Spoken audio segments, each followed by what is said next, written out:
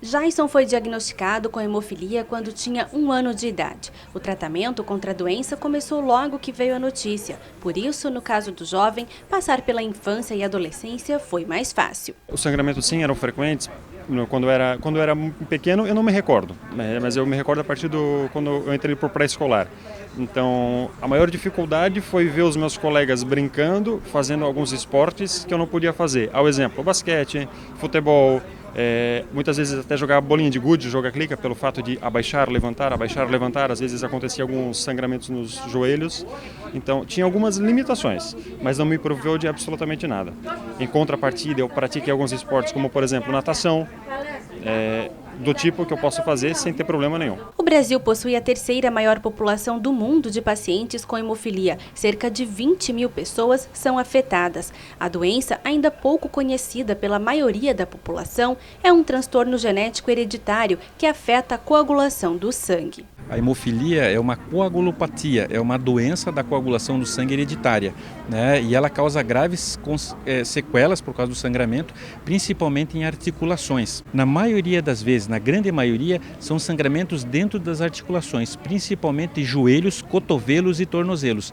E que, com o tempo, à medida que vai se repetindo o sangramento, essas pessoas vão evoluindo com artroses. Então a gente consegue ver, às vezes, crianças com artroses muito mais graves do que pessoas já de 70, 80 anos. Então é uma doença grave porque limita muito a qualidade de vida desses pacientes. A maioria dos casos de hemofilia acontece pela transmissão genética, cerca de 70%.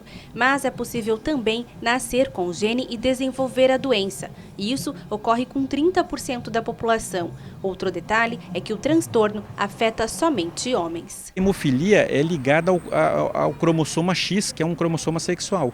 Então o homem ele tem muito mais predisposição para receber isso num nível mais grave do que a mulher, que geralmente tem 2X. Então praticamente a gente só vê homem com hemofilia. A doença não tem cura e o tratamento é por toda a vida. Mas, feito de forma adequada e desde cedo, é possível possibilitar uma melhor qualidade de vida aos portadores. Hoje, através da evolução da medicina e o desenvolvimento do que a gente chama de fator liofilizado, que repõe as proteínas do sangue que estão faltando, que seria daí no caso o fator 8 e o fator 9, essas pessoas através de medicações, produtos industrializados e com total segurança contra hepatite, AIDS e outros problemas que nós tínhamos antigamente, conseguem fazer seu tratamento de uma maneira muito eficiente. Jason passou pelos 2 tipos de tratamento. Atualmente, o jovem toma os medicamentos para prevenir os hematomas e, com isso, leva uma vida normal. Faço esse tratamento há aproximadamente 2 anos e nesses 2 anos as minhas incidências de hematomas e sangramentos diminuíram consideravelmente. Mas existem casos em que a doença está mais avançada e as sequelas são mais graves. As pessoas que têm acompanhamento e fazem o tratamento, elas podem trabalhar normalmente.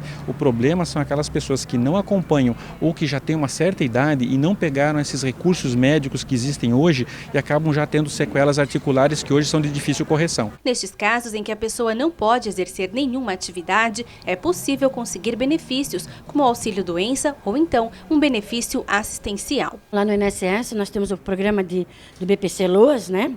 Que ele pode se beneficiar através desse programa, que é um programa assistencial, que ele é do Ministério do Desenvolvimento Social. O benefício assistencial mesmo, que corresponde a um salário mínimo, né? Ele não tem... Ele é intransferível, é para a própria pessoa. No momento que a pessoa deixar de receber, no momento que a pessoa vier a óbito ou se estiver melhor inserir no mercado de trabalho, automaticamente ele deixa de existir. O auxílio-doença é contributivo, é para a pessoa que contribui, diferentemente do assistencial que a colega antes falou. Existem várias regras para ter direito nesse auxílio-doença, mas na grande maioria das vezes, independente da doença, seja hemofilia ou qualquer outra, a principal característica é a incapacidade para o trabalho.